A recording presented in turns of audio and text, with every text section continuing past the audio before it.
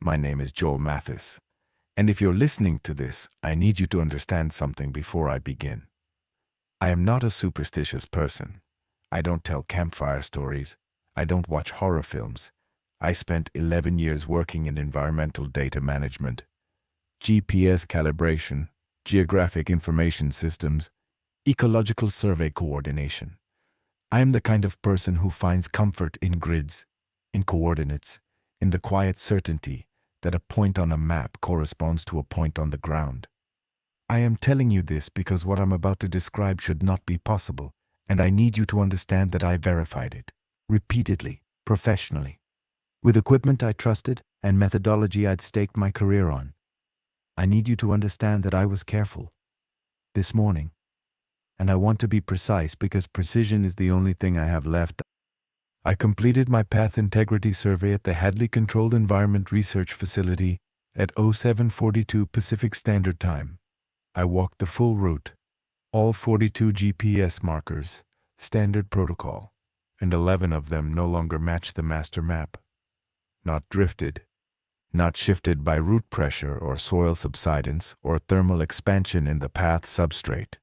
Relocated, precisely, deliberately, as if someone walked the trail network overnight and rebuilt it according to a different blueprint. This is the third consecutive morning this has happened. And here's the part that I cannot explain to anyone. The part that made me sit in the surveyor station for 40 minutes before I could move. The new path layouts are more coherent than the ones the facility engineered. The drainage is better.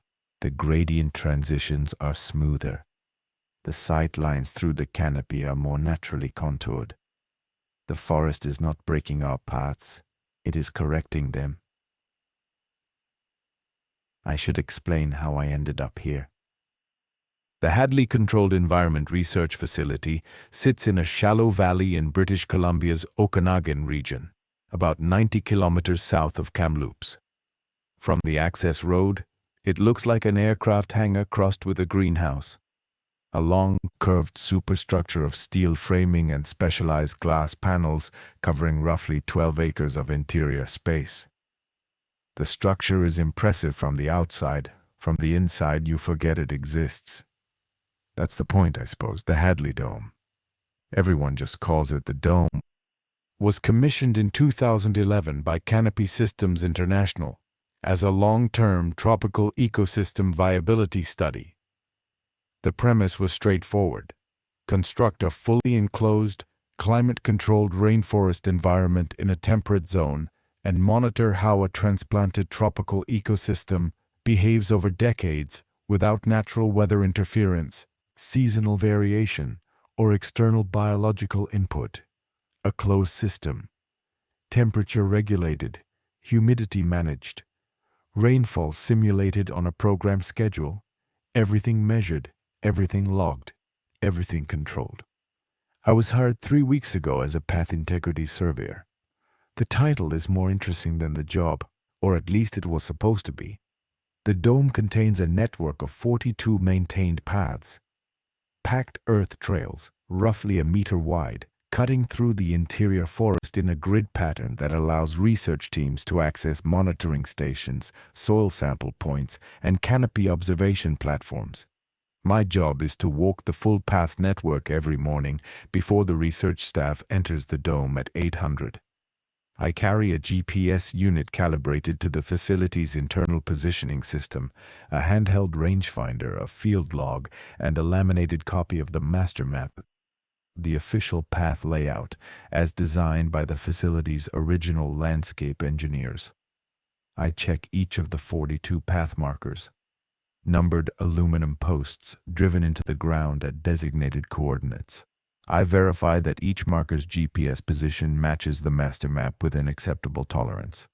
I note any path surface changes, erosion, root intrusion, substrate degradation, standing water.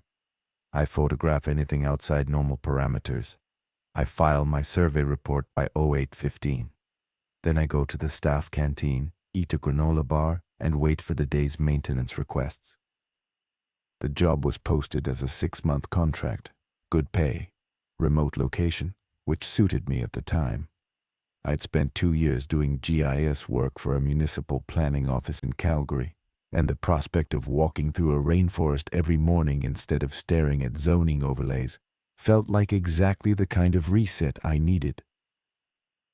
The posting mentioned that the previous surveyor had left the position unexpectedly.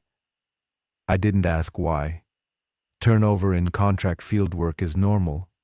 People take remote jobs, realize they don't like the isolation and leave. It didn't concern me. The previous surveyor's name was Dr. Asha Maran. I learned this on my first day, not from HR but from the label on the filing cabinet drawer in the surveyor station. Drawer 3, Maran, A, Field Logs. The drawer was full. 16 months of daily survey entries, neatly handwritten in a style I'd later come to recognize as obsessively precise. I was told I could reference her logs for route familiarization. I was also told not to read anything she wrote after March 14th. The orientation took half a day. Most of it was standard. Facility access protocols, emergency procedures, climate system overview, path maintenance standards. Dr. Liang, the facility operations director, walked me through the dome's interior herself. She was efficient, composed, and exactly as forthcoming as institutional courtesy required. She answered every question I asked about the climate systems, the soil composition, the species inventory, the monitoring infrastructure. She was thorough. But when she handed me the Path Surveyor Protocol binder, a thick, ring-bound document in a clear plastic cover, her manner shifted, not dramatically, not in a way that suggested performance or warning, just a slight tightening in the way she held the binder before releasing it, as if she was handing me something that weighed more than its pages. "These are your operational protocols," she said. "Standard procedures for survey methodology, reporting templates, equipment maintenance schedules, and Section 4 contains supplemental guidelines specific to the path surveyor role. Read them carefully. Follow them exactly." I opened the binder that evening in the surveyor station. Sections 1 through 3 were unremarkable. GPS calibration procedures, deviation reporting thresholds, path substrate classification charts. Professional. Dry. Exactly what I expected. Section 4 was 7 rules. They were printed on a single page, formatted in the same institutional typeface as the rest of the binder, but the paper stock was different. Slightly heavier, slightly more yellow, as if it had been printed at a different time. The header read, Supplemental Operational Guidelines. Path Surveyor, Interior Environment. Below that, a distribution note. Document HCERF-PS-2024-Rev.7. Revision 7. This page had been rewritten at least 6 times. The rules were as follows. 1.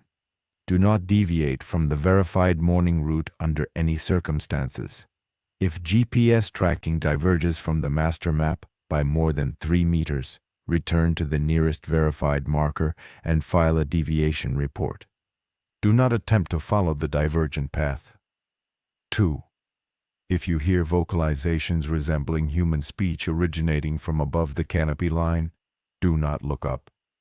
Continue walking at your current pace and note the timestamp in your field log.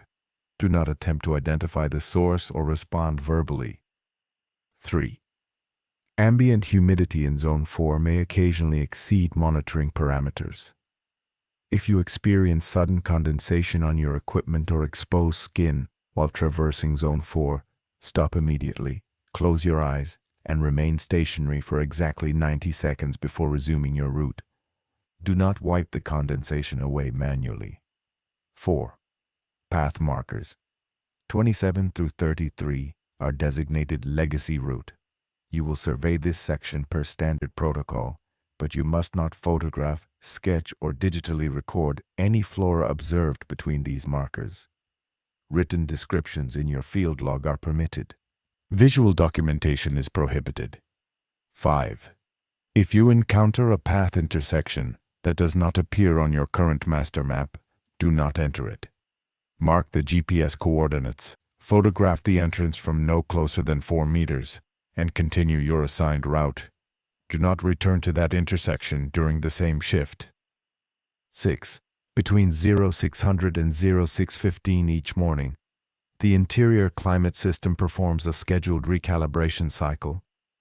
During this window, you may observe sounds consistent with structural settling or subsurface root displacement beneath the path surface. These are expected operational sounds.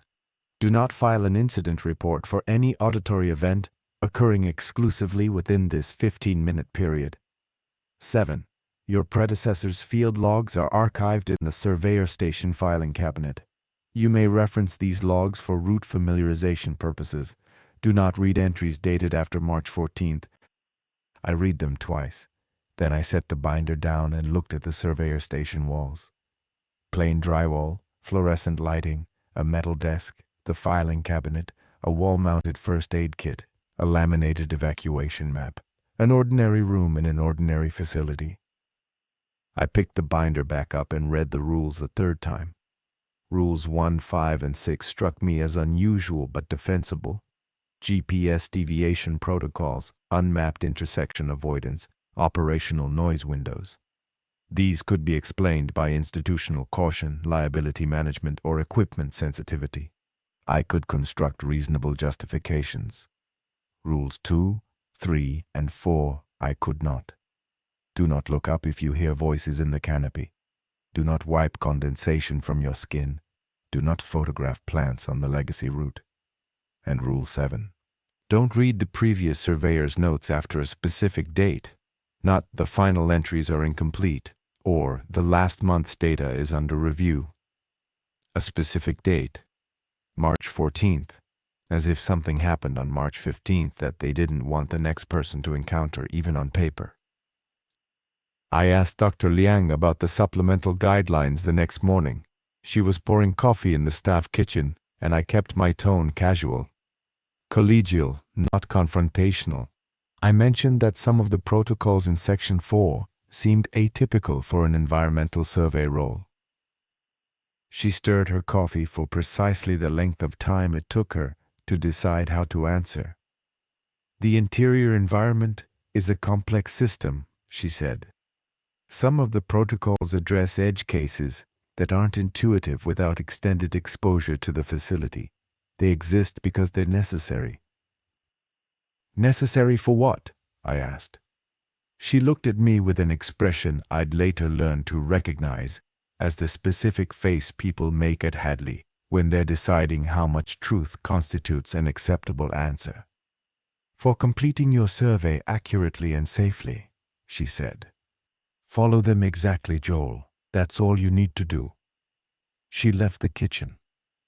I noticed she hadn't touched her coffee. I want to be clear about the timeline because the timeline matters. My first 12 days at Hadley were normal, not comfortable. The dome's interior is disorienting in ways I hadn't anticipated. The climate system maintains a constant 28 degrees Celsius with 85% relative humidity, and after the first hour of survey walking each morning, your clothes are soaked and your equipment fogs. The rainforest itself is dense, layered, and aggressively alive in a way that temperate forests are not. Root systems break the path surface. Vegetation encroaches from both sides. The canopy closes overhead so completely that you lose all sense of the superstructure above. No steel, no glass, no reminder that you're inside a building. Just green. Green and the thick, sweet, rotting smell of a tropical floor. The paths were stable during those first 12 days. Every marker matched the master map with intolerance. My reports were short, routine, unremarkable. I fell into the rhythm of the job. Wake at 0530, enter the dome at 0545, begin survey at 0600, complete by 0745, file report, eat, wait. The work was physical and monotonous and exactly what I'd wanted. On day 13, I found the first change. Markers 18 through 22 span a path section running along the eastern edge of Zone 3, where the canopy is densest and the path curves around a cluster of strangler figs that the research team monitors for epiphyte colonization. It is one of the most predictable sections of the survey. Flat terrain, stable substrate, minimal root interference. I'd walked it 12 times without noting anything worth writing down. On day 13, the path had moved, not the markers. The markers were in their original positions, standing in the middle of what was now undisturbed forest floor. The packed earth path, the actual walking surface, had relocated approximately 4 meters to the east. It curved around the strangler figs from the opposite side, following a contour I hadn't seen before. The surface was packed, smooth, and firm. It looked like it had been walked on for years. I checked the old path. It was there, but it was overgrown. Not recently overgrown, not a day's worth of tropical growth. The vegetation covering the original route was established, rooted, leafy. Ferns had unfurled across the surface. A seedling had taken hold in what had been bare packed earth 14 hours earlier. That is not possible. I need you to understand that. Tropical forest growth is fast, but it is not 14 hours of established vegetation fast. Nothing is. I stood between the two paths. The old one, now overgrown as if abandoned for months, and the new one worn smooth as if used for years. And I held my GPS unit at arm's length and watched the coordinates. The new path registered on the positioning system. It was real. It was physically measurably present. I walked the new path. I don't know why. Protocol said to return to the nearest verified marker and file a deviation report. Instead, I walked it. It was better. That's the only word I can use. The drainage was superior. Slight camber on the surface, angled to shed water toward the root zone instead of pooling. The gradient transitions were gentler. The sight lines through the surrounding vegetation felt intentional, as if someone had understood how a person's eye moves through a dense environment and cleared just enough to prevent claustrophobia without sacrificing canopy coverage. The engineered path had been functional. This path was fluent. I photographed the old and new routes, logged the marker discrepancies, and filed a PD7 deviation report. Dr. Liang acknowledged receipt by email within the hour. Her response was 4 words. Noted, continue standard protocol. No questions, no request for additional documentation, no suggestion that a path physically relocating overnight was unusual. The sound is what stayed with me from that morning. Or rather, the absence of it.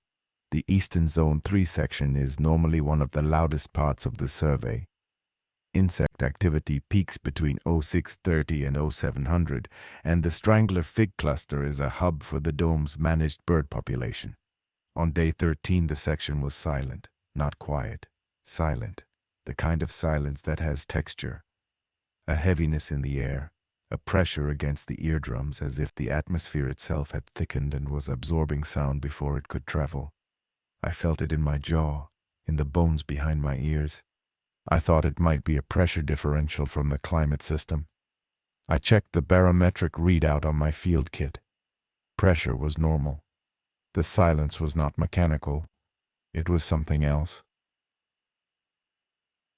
I started reading Dr. Marin's field logs that evening. I was careful to observe Rule 7. I pulled her earliest entries. September of the previous year, her first week on the job. Her handwriting was small, precise, and densely packed. She used the same field log format I did, but she annotated heavily. Margin notes, cross-references, small diagrams of path sections with measurements penciled alongside. She had been thorough. More thorough than the job required. Her survey reports included observations that went beyond path integrity. Soil moisture patterns, canopy light penetration angles, root growth vectors. She was treating the survey as primary research, not maintenance walking. Her logs were stable for the first 6 weeks. Standard entries, standard findings, markers matching the map. Minor path surface degradation noted and reported. Routine. In week 7, she recorded her first path change. Markers 31 and 32 on the legacy route. The path had shifted 2 meters south. She noted the same characteristics I'd observed. Impossibly established new path. Impossibly overgrown old path.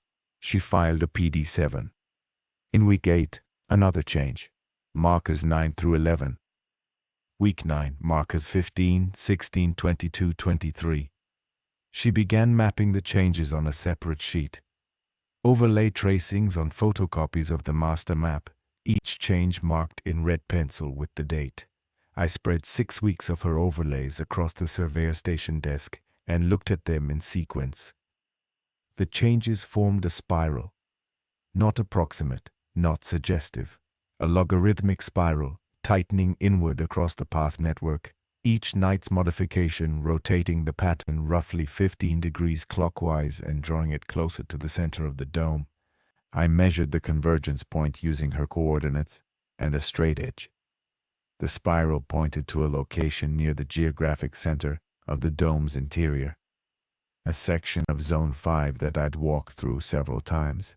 Dense secondary growth, high canopy, limited ground visibility.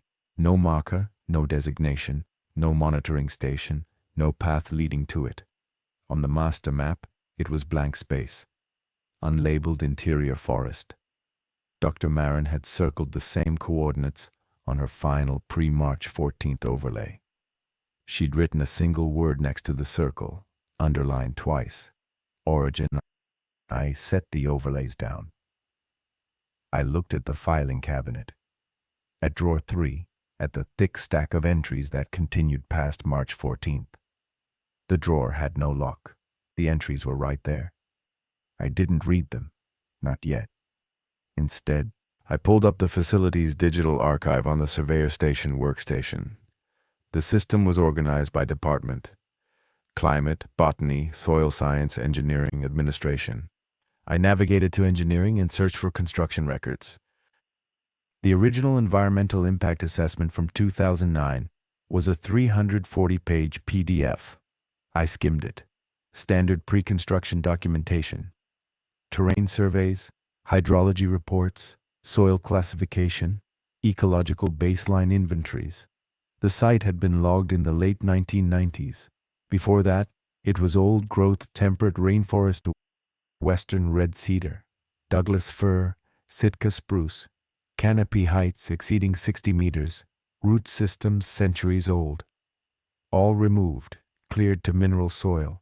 The dome was built on the cleared site and the tropical ecosystem was established from transplanted stock and seed banks. A manufactured environment placed on top of a destroyed one. I scrolled further. Buried in the appendices, I found a cross-reference to an earlier study. A 1987 cultural heritage assessment commissioned by the provincial government. The assessment documented a network of traditional paths through the original old-growth forest. The paths had been used by the Secwepemc Nation for centuries. Trade routes, seasonal migration corridors, ceremonial access trails. The study included GPS coordinates for 17 path segments, mapped by a survey team using the positioning technology available at the time. I exported the 1987 coordinates into the facility's GIS software. I calibrated for datum shift and projection differences. Then I overlaid them on Dr. Marin's path change tracings. They matched. Not approximately, not thematically. The GPS coordinates of the forest's overnight path changes corresponded, within the tolerance limits of 1987-era survey equipment, to the documented locations of the traditional path network that had existed before the original forest was cut down. The controlled tropical rainforest, an engineered ecosystem composed of species that had never existed on this continent, was rebuilding a path network that belonged to a different forest, a forest that had been destroyed 15 years before the dome was constructed. I sat in the surveyor station for a long time after that. The fluorescent light hummed. The filing cabinet stood against the wall, drawer 3 slightly ajar from where I'd retrieved the overlays. I thought about root systems. Specifically, I thought about something Dr. Marin had written in one of her early margin notes. A parenthetical observation that hadn't seemed important at the time. She'd been documenting a root intrusion on the path near marker 14. Standard surface damage, nothing unusual. But in the margin, she'd added, root sample sent to lab, species inconsistent, not tropical, temperate conifer root tissue, depth, 14 meters, original substrate.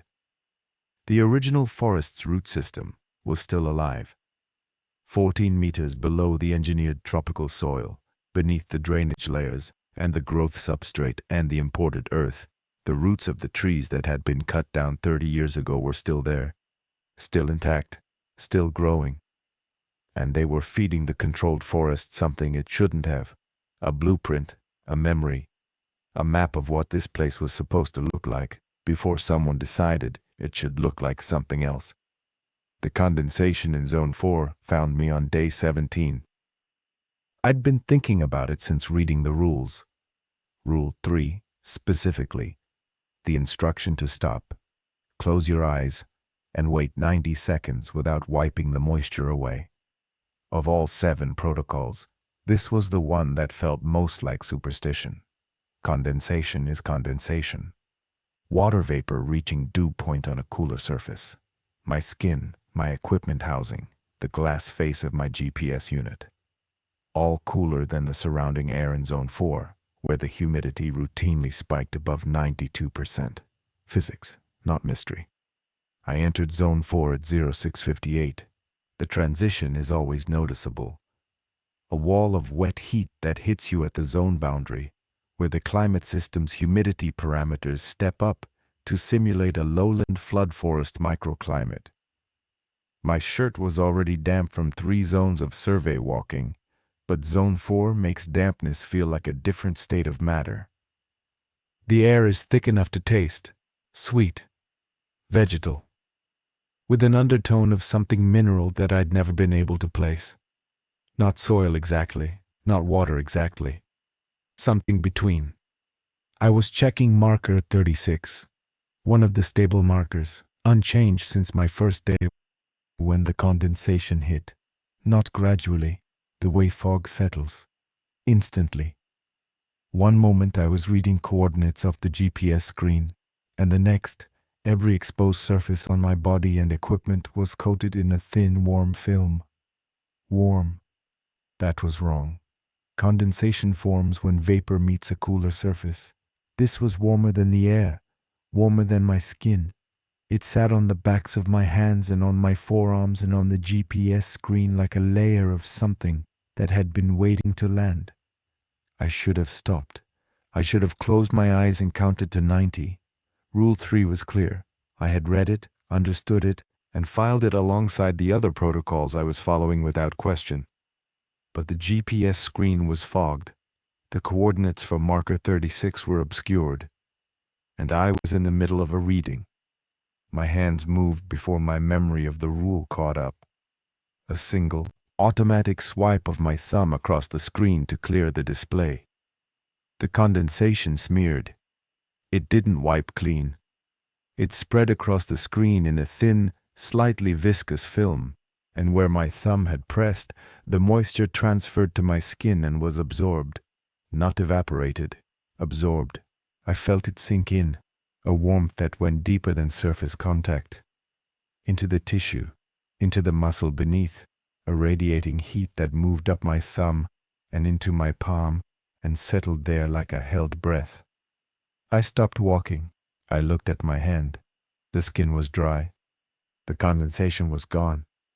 Not on the surface, not pooled in the creases of my palm, not visible at all, as if my skin had accepted it. And then the forest changed. Not the path, not the markers, the forest itself. The section of Zone 4 around marker 36 began to feel wrong in a way I cannot adequately describe with spatial vocabulary. The vegetation was the same. Bromeliads, hanging lianas, the thick buttress roots of a transplanted kapok tree, but the arrangement felt different. The spacing between trunks, the angle of the light filtering through the canopy, the curve of the path ahead. I knew this curve. I recognized it the way you recognize a street you haven't driven in 15 years. Not with certainty, but with a physical sense of navigation that sits below conscious recall. My body knew where this path went before my mind could name it. The path curved left and descended slightly, and the packed earth gave way to something that felt, under my boots, like gravel. Fine gravel. The kind they used in the alley behind the apartment building where I grew up in Brampton, Ontario. The alley between the building and the parking structure, where the supers spread road salt in winter and the melt would carve channels in the gravel that I'd trace with a stick as a child. I stopped. I looked down. The path surface was packed earth, tropical substrate, brown, loamy, dense with organic matter, not gravel. My eyes were seeing earth, but my feet were feeling gravel. The dissonance was nauseating. Two senses reporting from different locations, as if my body was standing in two places at once. The air smelled like wet concrete, not tropical decay, not the sweet mineral heaviness of Zone 4, wet concrete. The specific smell of my mother's apartment building stairwell after a September rain, when the windows at each landing would fog, and the concrete walls would sweat, and the whole vertical column of the building would breathe out this cold, chalky, damp exhalation that I haven't smelled in 23 years. I smelled it in a controlled tropical rainforest in British Columbia, standing on a path that my feet insisted was made of alley gravel, in a building that has never contained a single cubic centimeter of concrete. The sensation lasted perhaps 40 seconds. Then it receded. The gravel feeling smoothed back into earth. The concrete smell dissolved into Zone 4's humid sweetness. The navigational familiarity faded until I was standing in an unfamiliar tropical forest again. Just a man, just a path, just humidity. But not entirely. Something remained, a residue of recognition. For the rest of that morning survey, certain path sections triggered faint echoes. A turn that reminded me of the curve in the road near my high school, a straight stretch that felt like the corridor of the Service Canada office where I'd waited for my first passport. Not hallucinations, not visions, textures, the ghost weight of places I'd been, mapped onto places I was standing. I returned to the surveyor station and washed my hands 3 times. Hot water, institutional soap, thorough, the warmth in my palm. The absorbed condensation was gone. The echoes faded over the next hour. By lunch, the forest felt foreign again, fully unfamiliar. But I understood now what the condensation was, and I understood why Rule 3 said not to wipe it. The 90 seconds, the closed eyes, they weren't ritual. They were buffer time. Time for the condensation to evaporate naturally from the skin's surface without being mechanically pressed into tissue contact. If you let it sit, it dissipated. If you wiped it, you pushed it in. And once it was in, it read something. Some pattern stored in the body's spatial memory. The proprioceptive map of every path, every corridor, every room, every route that the body has traveled and encoded in muscle and nerve and bone. The condensation was a chemical interface, a solvent for spatial memory, and the forest used what it extracted to build. I was not observing the forest. The forest was surveying me. That evening, I broke Rule 7. I pulled Dr. Marin's field logs from drawer 3, all of them, and I spread them across the desk in chronological order. The entries before March 14th, the ones I'd already read, covered September through early March. 16 weeks of progressively alarming observations delivered in handwriting that never wavered, never panicked, never used a single exclamation point. She was controlled. She was methodical. She was also, I realize now, terrified. The entries after March 14th were different. The handwriting changed first, not deteriorated. Sharpened, Each letter was formed with deliberate, almost architectural precision, as if she was exerting maximum control over the physical act of writing. The entries were shorter, more focused. The margin annotations disappeared. She was no longer exploring. She was documenting. March 15th. She describes the condensation event. Zone 4, marker 37. 1 marker away from where mine occurred. She followed Rule 3. She stopped. She closed her eyes. She counted to 90. When she opened them, the path ahead had changed. Not shifted to a new GPS position. Transformed. The tropical vegetation remained, but the path's topology had restructured to match a trail she hiked regularly as a child in Kerala, in the Western Ghats, near her family's village.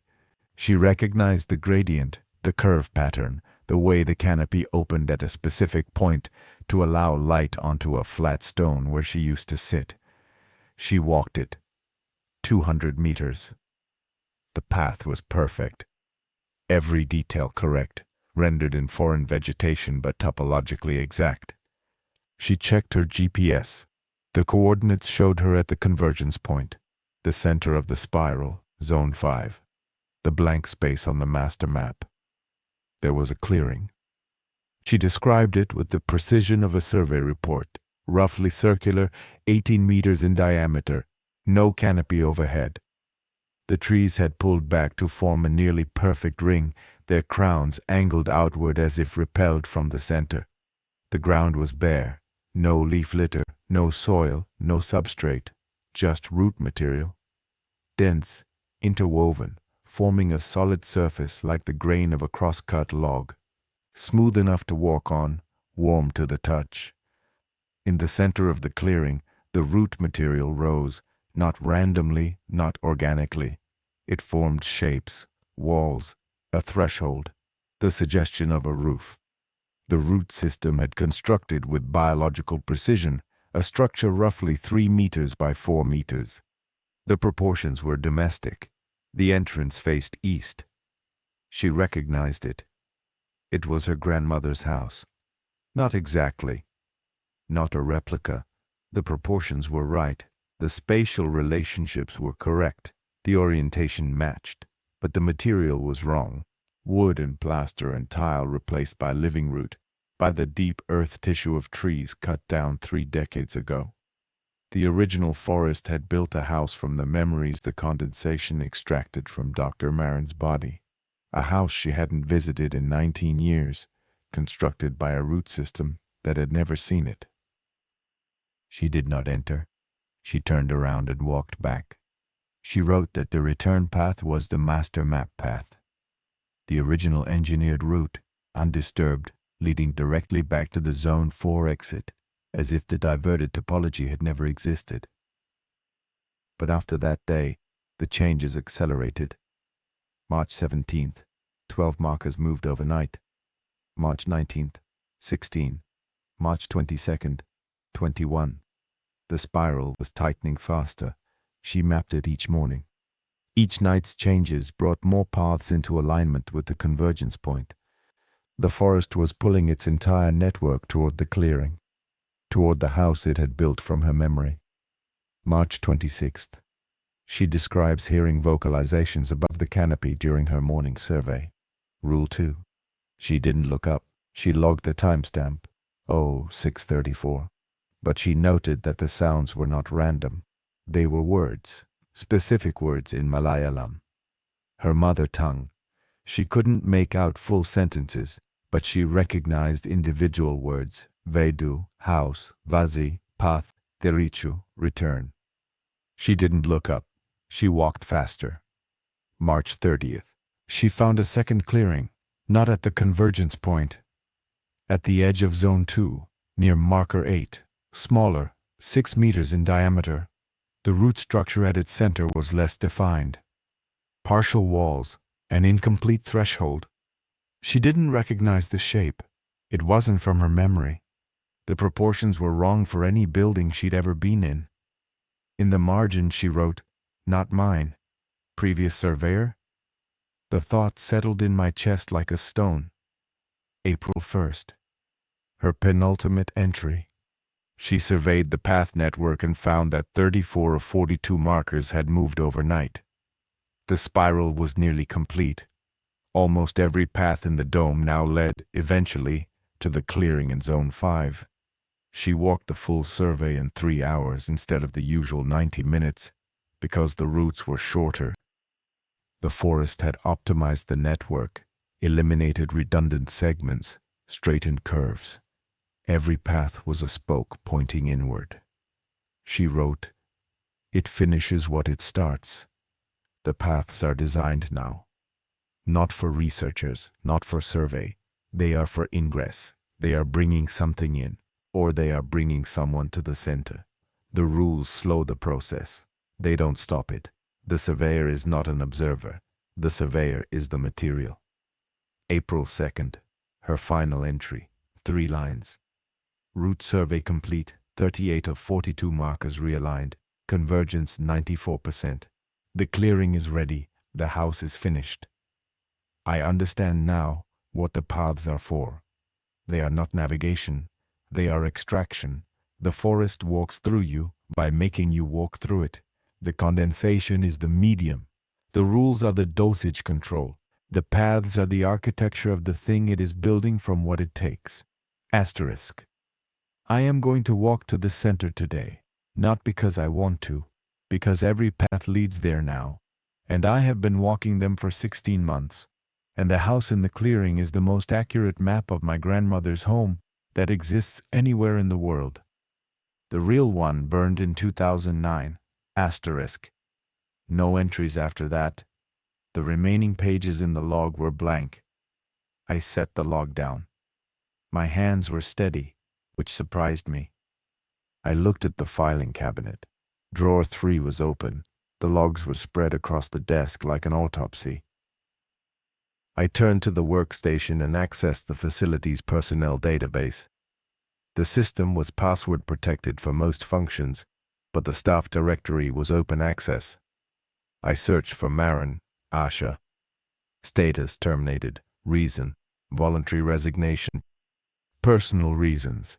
Exit date, April 3rd. Forwarding address, none provided. Exit interview, not conducted. Notes, position to be reposted immediately. There was an employee photo attached to the file, standard corporate headshot. White background, professional lighting, neutral expression. Dr. Marin was a woman in her mid-30s, dark hair, sharp features. She looked competent. She looked like someone who sent root samples to the lab and annotated her field logs with margin diagrams. The background of the photo was wrong. It was subtle. The headshot was cropped tighter. Head and shoulders, white background, standard. But the white wasn't uniform. In the upper right corner, there was a texture behind the white, a pattern. I zoomed in on the workstation monitor. The pattern resolved into shapes, leaves, fronds. The layered density of tropical canopy desaturated nearly to white by the photo's exposure settings, but still structurally present. Her employee headshot had been taken inside the dome. I searched the personnel database more broadly. I looked for every person who had held the path integrity surveyor position since the facility opened in 2012. The records went back 14 years. 14 surveyors, 14 names. Average tenure, 7 to 9 weeks. All listed as voluntary resignation. Not a single termination for cause. Not a single medical leave. Not a single transfer to another department. All voluntary. All with the same notes format. Position to be reposted immediately. No forwarding addresses for any of them. I pulled the archived path change logs for each tenure. Dr. Liang kept meticulous deviation reports filed by year. The pattern was identical across all 14 cycles. Stable paths for the first 4 to 6 weeks. First changes in weeks 6 through 8. Acceleration in weeks 8 through 12. Near total convergence by weeks 14 through 18. Then a new surveyor starts, and the paths reset to the master map. 14 times, 14 people. The forest ran the same program on each of them. Walk the paths, absorb the condensation, donate spatial memory, build. I checked something else. The soil analysis reports from the path changes. The facility's botany team had sampled the new path surfaces periodically, standard procedure for tracking substrate drift. The reports were filed in the Soil Science Archive, and nobody seemed to have cross-referenced them with the survey deviation logs. The soil on the new paths. The paths the forest built overnight contained trace minerals consistent with temperate forest substrate, western red cedar tannins, Douglas fir resin compounds, mycorrhizal signatures from fungal networks that don't exist in tropical ecosystems. The new paths were not made from the dome's engineered tropical soil. They were made from the old-growth forest's original earth, brought up from 14 meters below the surface by a root system that never stopped growing. The controlled forest was a skin. Underneath it, the original forest was still there, still alive, still building. And it was using the tropical canopy as camouflage and the path survey system as a feeding mechanism. Every morning, a person walked through the dome and made contact with the condensation, and the root system extracted another layer of spatial memory, and overnight it built another section of its reconstruction, not of the original trees. Those were gone, but of the paths people carried inside them, every shortcut, every corridor, every road and trail and hallway that a human body had ever navigated and stored in proprioceptive memory. The forest was not rebuilding itself, it was building something new, something made from the collected spatial memories of 14 people, rendered in root tissue and ancient soil, converging on a single point. And it was almost finished. I reread the rules that night, all 7, but they read differently now. Every line carried a second meaning, a functional purpose that the institutional language had been designed to obscure. Rule 1. Do not deviate from the verified morning route. Do not follow the divergent path, because the divergent paths are the forest's paths, the ones it builds from extracted memory. Following them feeds the system. Staying on the master map limits contact with the reconstruction. Rule 2.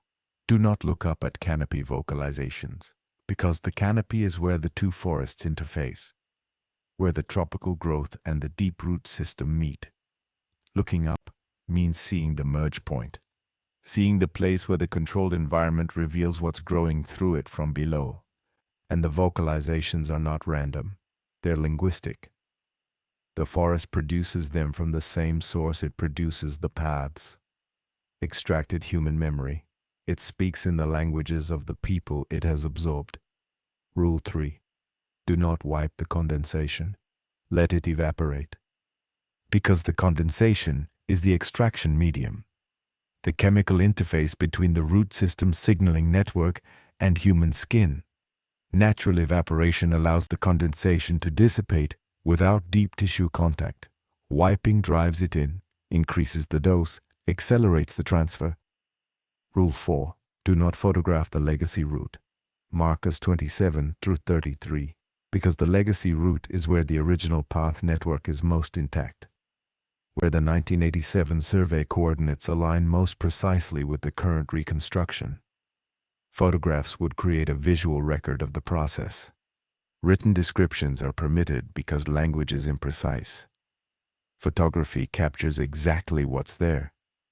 And what's there, between markers 27 and 33, is a tropical forest growing on top of a temperate path system, producing vegetation that shouldn't exist. Root hybrid flora, species that are neither tropical transplant nor temperate original, but something intermediate, something that would raise questions the facility cannot answer. Rule 5. Do not enter unmapped intersections, because the intersections are the original forest's paths breaking through the controlled surface. They lead to the convergence point. Entering them is walking the forest's intended route, the one it built for you specifically, from your specific spatial memories. Each intersection is personalized. That's why no two surveyors report the same ones. Rule 6. Do not report sounds during the 0600 recalibration window, because the sounds during that window are not the climate system. They are the root system restructuring paths. The 15-minute recalibration cycle is real. The climate system does recalibrate at 0600, but the facility synchronized the recalibration to mask the noise. The root displacement sounds are loudest at dawn, when the overnight construction finalizes. The climate system's recalibration was deliberately scheduled to provide acoustic cover. Someone designed this. Someone knew.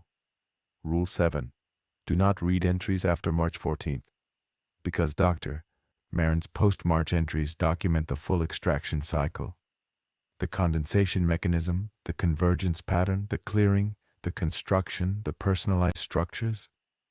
Reading them wouldn't endanger me physically, but it would give me a framework for understanding what was happening. And the rules are not designed to help me understand. They are designed to keep me walking. The rules were not protection. They were dosage control. Slow the extraction. Limit the contact. Extend the surveyor's useful operational period, because the forest needs time. 7 to 9 weeks per surveyor, 14 surveyors over 14 years, each one contributing a lifetime of spatial memory to the reconstruction. The rules ensure the surveyor doesn't figure out the process fast enough to leave before the forest has finished extracting what it needs. I was not being protected. I was being managed. And I had been walking the paths for 3 weeks. 3 weeks of morning surveys, 3 weeks of breathing zone 4 air, 3 weeks of incidental contact with surfaces the root system touches. The condensation event on day 17 had been the first direct extraction. The first time the forest had reached through its chemical interface and read my spatial memory. But the indirect absorption had been happening since day 1. Every path I walked, every marker I touched, every breath of humid air that carried trace compounds from the root system 14 meters below, all of it was input. The forest had been surveying me since I arrived. The path survey was reciprocal. I walked the forest paths and recorded their positions. The forest walked through my memory and recorded my paths. We were mapping each other. And the forest was better at it. I did not sleep that night. I sat in the surveyor station with the overhead fluorescent buzzing its flat 60 Hz drone, and I built my own overlay map. Every path change I documented in 3 weeks. Every deviation Dr. Marin had recorded in 16 months. Every data point I could extract from the archived PD7 forms filed by the 12 surveyors before her. The workstation's GIS software wasn't designed for temporal layering on this scale, but I knew how to force it. I'd spent 2 years building zoning overlays for the city of Calgary, and the principle was the same. Stack the data. Look for the shape underneath. It took 4 hours. When I finished, the monitor displayed a composite map of every recorded path change across 14 surveyor tenures. Thousands of data points. 14 cycles of deviation, acceleration, and convergence, layered on top of each other in chronological color coding. The spiral was there in every cycle, but it wasn't the same spiral. Each surveyor's cycle produced a convergence pattern that rotated slightly, shifted clockwise by a few degrees and displaced inward by a few meters. Like a screw threading deeper with each turn, the convergence point itself, the center of the spiral, the location of the clearing, had migrated over 14 years. I traced its movement. It was heading down, not geographically across the dome's floor, though there was lateral drift. The primary vector was vertical. The convergence point was descending through the substrate layers, cycle by cycle, surveyor by surveyor, moving closer to the depth where the original root system lived, 14 meters. The clearing that Dr. Marin found was a surface expression, the place where the root system broke through the engineered soil to construct its memory architecture. But the real convergence, The actual destination of the spiral was below, the root nexus. I found the reference in the 1987 Cultural Heritage Assessment, a passage I'd skimmed past on my first reading. The survey team had documented not just the path network, but the ecological structure of the old-growth forest. And they'd noted something unusual about the root system at the site's geographic center, a convergence of root architecture from multiple tree species, cedar, fir, spruce, forming a dense, interconnected node at approximately 14 meters depth. The surveyor's term was root nexus. The assessment described it as the structural anchor of the forest's below-ground network, a point where the mycorrhizal web achieved maximum density, and the root tissue of separate trees had grafted together into a single integrated mass. The dome had been built directly on top of it. The root nexus was not dead. It was the engine. Every night, it sent chemical signals upward through the 14 meters of engineered substrate, directing the tropical root system to restructure the surface paths. Every morning, a surveyor walked those paths and made contact. Skin to condensation, lungs to spore-laden air, boots to soil saturated with deep root compounds. The surveyor's spatial memory was extracted, transmitted downward through the same chemical channels, and integrated into the nexus. 14 surveyors, 14 lifetimes of spatial memory, every path, every road, every corridor, every room that 14 human beings had ever navigated. Absorbed, compiled, and stored in a root mass 14 meters below a controlled rainforest in British Columbia. The forest was not rebuilding the old path network. That was a side effect. The original paths emerging as the nexus activated, like old wallpaper showing through a thin coat of paint. The forest was building something else entirely. Something that required a composite spatial map assembled from the navigation memory of more than a dozen people. I didn't know what it was building. I don't think I want to know. But I could see in the data that the process was nearly complete. My cycle 15, was accelerating faster than any previous one. Dr. Marin's cycle had taken 16 months to reach 94% convergence. Mine had reached 60% in 3 weeks. The nexus was working faster. It was getting better at extraction with each iteration, refining its chemical interface, optimizing the condensation medium, shortening the time required to read a surveyor's spatial memory. I was the last one, or close to it. The composite map was nearly finished. The nexus had almost everything it needed. The morning survey confirmed it. I entered the dome at 0545, 15 minutes before the climate system's recalibration window. The forest was still dark. The lighting system simulates a tropical dawn cycle, and at 0545 the interior is deep twilight. Enough light to walk by, not enough to see clearly beyond 10 meters. I didn't need to see clearly. I could feel it. The paths were different, not subtly different. Restructured. The path from the personnel entrance to Zone 1 usually runs straight for 60 meters before curving northeast toward Marker 1. This morning, it curved immediately, southwest, toward the center of the dome, toward Zone 5, toward the convergence point. I checked my GPS. The path I was standing on did not appear on the master map. No path was supposed to exist in this location, but it was here. Packed earth, firm surface, established vegetation on both sides, pressing close like walls of a corridor. I walked it, not because I wanted to, because there was no other path. The old route, the master map route to Zone 1, was gone, overgrown, consumed. The vegetation had closed over it like water sealing behind a boat. Every path I could see from the personnel entrance led in one direction, inward. 23 of 42 markers had moved overnight, but that number was deceptive. The markers that hadn't moved were the ones already aligned with the convergence spiral. The forest hadn't moved 23 markers to new positions. It had moved the remaining 23 into final position. The network was complete.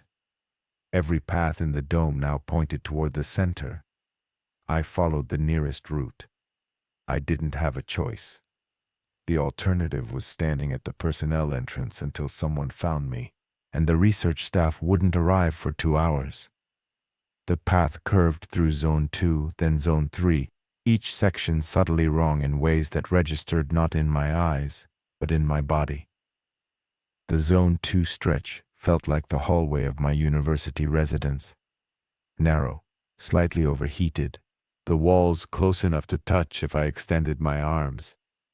The Zone 3 section had the downhill grade of the street where I learned to ride a bicycle, the same steady 5-degree decline that I can feel in my calves without seeing a slope.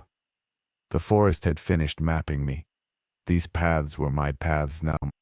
My hallways, my streets, my shortcuts, my parking lots, rendered in tropical vegetation and ancient root-fed soil. The dome had become a composite of every spatial environment I'd ever inhabited, flattened and threaded together into a single walkable route that led inevitably inward. At 0600, the recalibration window opened. The climate system hummed, a bass note that resonated in the chest more than the ears, and beneath it, the other sounds. The ones Rule 6 said to ignore. Root displacement, but not the settling creaking sounds of the previous weeks. This was rhythmic, measured, a slow, heavy percussion from below the path surface. Deep impacts spaced exactly 2 seconds apart, like footsteps taken by something that walked on root instead of bone. The sounds tracked my pace. When I stopped, they stopped. When I walked, they resumed. Always 2 seconds between impacts. Always directly beneath me. Always 14 meters down. I was being followed, from below, by the thing I'd been feeding. The canopy vocalization started at 0608. Rule 2, don't look up, don't respond. The voice was my father's. Not an approximation. Not the suggestion of a voice, not a pattern that my brain interpreted as speech through pareidolia.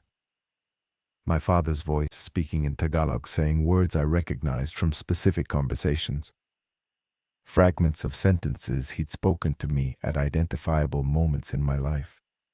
The time he called me from the hospital after my mother's surgery. The argument we had about my college major. The way he said my name when he was proud of something and didn't know how to express it. The forest had extracted these from me. Not just spatial memory, emotional context. The places in my memory are not neutral. The hospital corridor where I waited during surgery carries my father's voice. The kitchen where we argued carries his tone. The condensation had taken the places and the voices that lived in them, and now the canopy was playing them back. I did not look up. I kept walking. The path descended. I found Dr. Liang at the junction of Zones 3 and 5. She was standing at a point where 3 paths converged. A new intersection that hadn't existed yesterday. A triangular node where the old master map routes had been erased and replaced by the forest's architecture. She was holding a clipboard. She was wearing her standard white lab coat.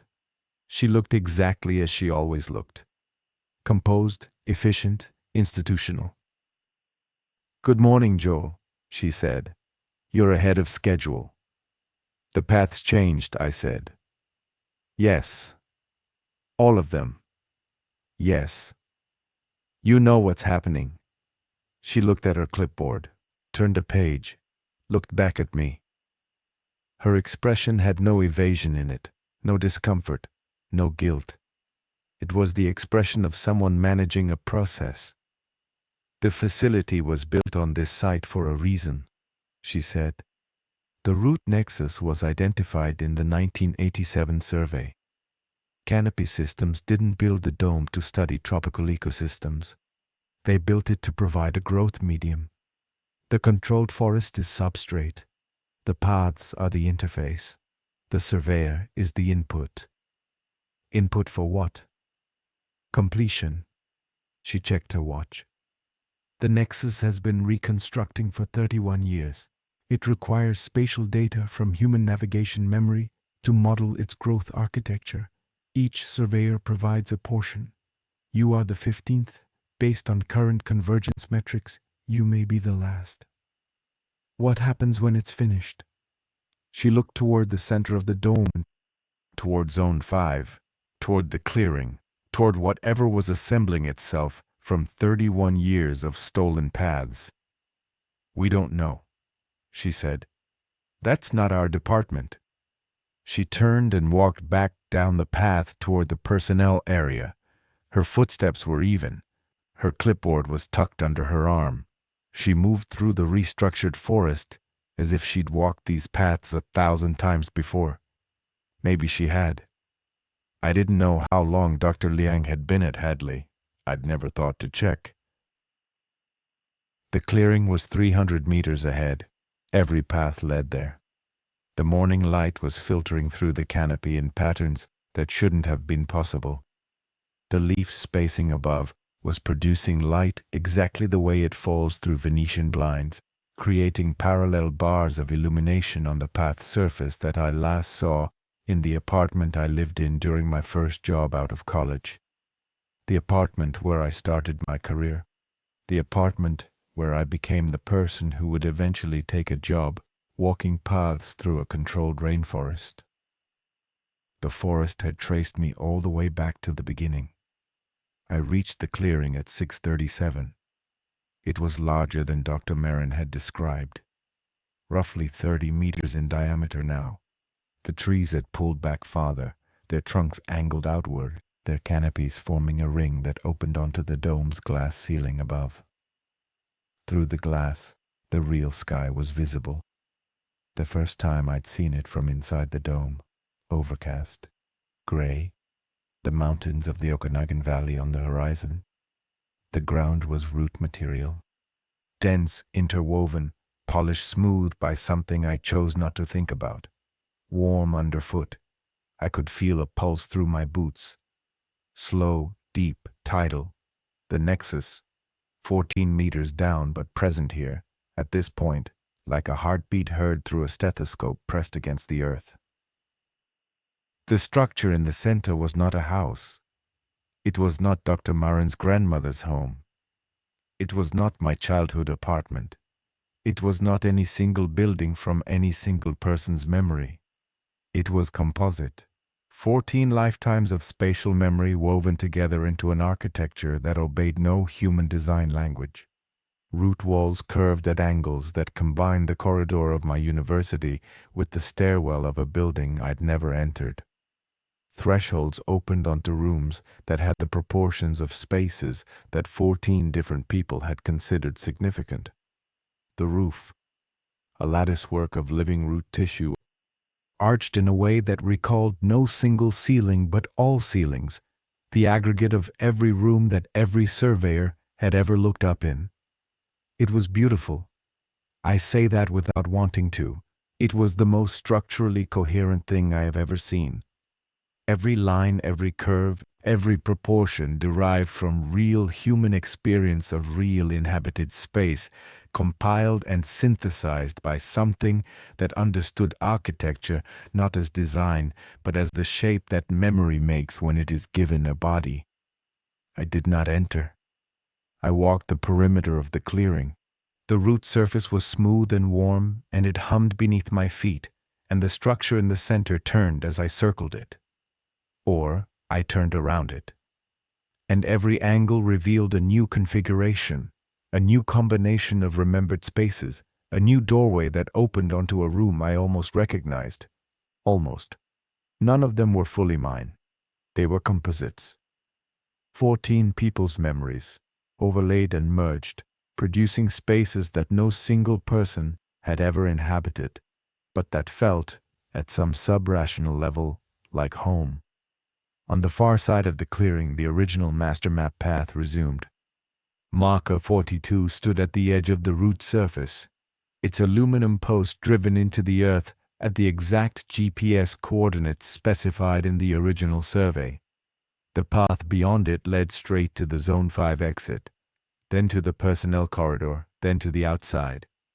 One path in the entire facility remained unchanged, the one that led out. I walked it. I did not look back at the clearing. I did not stop to examine the structure. I did not check whether the root surface was expanding behind me, or whether the canopy voices had followed me to the edge. I walked the exit path at a steady pace, pushed through the personnel corridor's climate-locked doors, and stepped into the cold, dry, 30-degree air of a British Columbia morning. I went to the surveyor station. I collected my field logs, my GPS unit, Dr. Marin's post-March 14th entries, and the 1987 Cultural Heritage Assessment printout. I put them in my bag. I logged into the workstation, accessed the survey archive, and deleted every file I had created during my 3 weeks at Hadley. Deviation reports, GPS overlays, the composite convergence map. Then I walked to the parking lot, got in my truck, and drove. I did not file a resignation. I did not speak to Dr. Liang. I did not file a final PD-7. I left the protocol binder on the desk with Section 4 open to the 7 rules. The access road from the facility joins Highway 97 about 4 kilometers north of the dome. I'd driven it every morning and every evening for 3 weeks. It's a straight 2-lane road through sparse ponderosa pine. Flat, unremarkable, well-maintained. I knew it. My body knew the road, the way bodies know roads they've driven daily. The muscle memory of the curves, the timing of the turns, the feel of the gradient through the steering wheel. 40 kilometers south of the facility, I checked my phone's GPS. I'd been monitoring it since the access road. A habit from 3 weeks of path surveying, an involuntary reflex to verify position against map. The GPS showed my position 3 meters east of the highway center line. I was driving in the center of my lane. The truck was straight, the road was straight, but according to the satellite, I was 3 meters off. 3 meters, the deviation threshold from Rule 1, the distance at which the protocol required me to stop, return to the nearest verified marker, and file a report. I looked at the road ahead. It was the same road. Asphalt, painted lines, the mountains ahead, the ponderosa pines on both sides. The pines on both sides. They were closer than I remembered, not dramatically, not enough to obstruct the road or narrow the shoulder, but the tree line had moved. I'd driven this road 21 times, and I had the spatial memory of it encoded in the same proprioceptive system that the forest had spent 3 weeks reading, and the trees were closer, by approximately 3 meters on each side. And between two of them, 2 ponderosa pines on the west side of the highway, roughly 80 meters ahead, there was a gap, a narrow opening in the tree line. Below the gap, the ground was bare, packed earth, smooth, firm, the beginning of a path. It was not on any map. I kept driving. I passed the gap. I did not stop. I did not photograph it. I did not mark the GPS coordinates. The 3-meter deviation held steady for the remaining 200 kilometers to Kamloops. It was still there when I checked into a motel. It was still there when I turned the phone off and put it in the nightstand drawer. It was there this morning when I turned it back on. The paths are still changing, just not inside the dome anymore. I don't know what the next is finished building. I don't know what the structure in the clearing is for, or what happens when something made from 14 lifetimes of spatial memory achieves its final form. I don't know where Dr. Marin is, or the 12 surveyors before her, or whether Dr. Liang has already posted my position. I know that my GPS shows a 3-meter deviation from every road I drive. I know that twice since leaving Hadley, I've noticed gaps in tree lines that weren't there before. Narrow packed earth paths leading into forests I have no reason to enter. And I know that last night in the motel parking lot, the asphalt was warm. Warmer than the air, warmer than it should have been at 11 o'clock at night in the British Columbia interior in October. When I knelt and pressed my palm flat against the surface, I felt it. A pulse, slow, deep, tidal. 14 meters down,